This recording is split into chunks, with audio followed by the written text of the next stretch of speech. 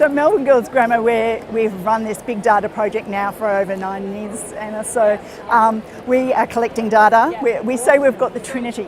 We're collecting academic data, physical data, as well as wellbeing data. So to collect that data, we've got a number of different systems.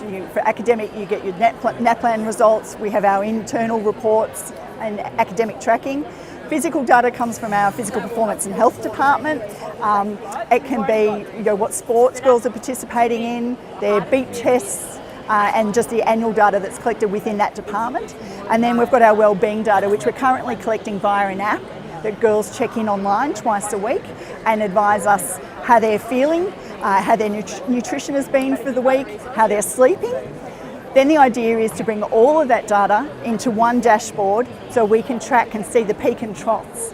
And what you see is that nutrition or lack of sleep will often impact their academic outcomes. So it's about alerting us to incidences before they happen. So it's precautionary rather than reactionary. Every girl in our new senior years program is supported by an academic coach, a fitness coach and a wellbeing coach. And they have been trained up in reading the data and working alongside the girls to coach them through.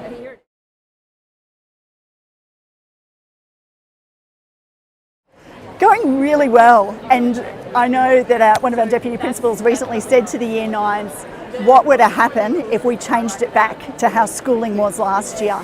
And no way. So the girls are loving it. They're just having that flexibility. Yeah, they're empowered. They can make their own choices about their learning, and they've got so many different options and activities that they can opt into now that they've got that extra time that's come out of the old timetable. Well, I think for a lot of schools it is around bring your own device and BYOT. So as an early adopter of the BYOT model, which is very different to BYOD, BYOT is where you can bring any technology. BYOD is where the schools stipulate and say you've got a choice of 2 or 3 or 4 devices.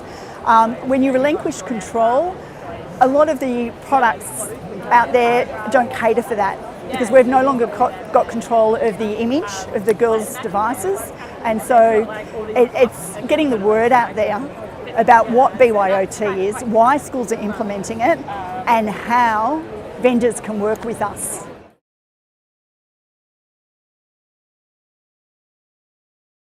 Yeah, so the learning management system for us was one of the first things we implemented in this plan. So it was about giving students access to something it could work on any device. It's cloud-based, they can access it from home, it can be accessed on their mobile phones, tablets, whatever they want. And so for all our systems, they have to be cross-platform and freely available, generally cloud-based.